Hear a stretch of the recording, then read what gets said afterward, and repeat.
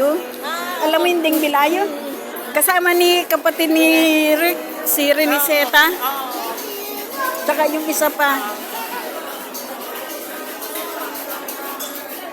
Ang ganda ng restaurant na to. Oh? Wow, it's incredible. Gusto ko yung grotto, oo.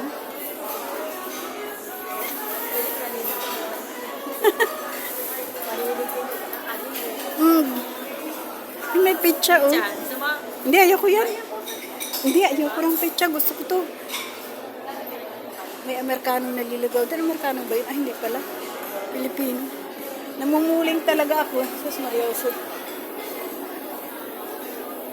Ay, pansit. Baka yung sinasabi nila yung puto. Alin? Hindi yata dito. Alin? Puto. Puto pao. Nagkalibutin natin. Kakatuwa naman dito. Ang ganda.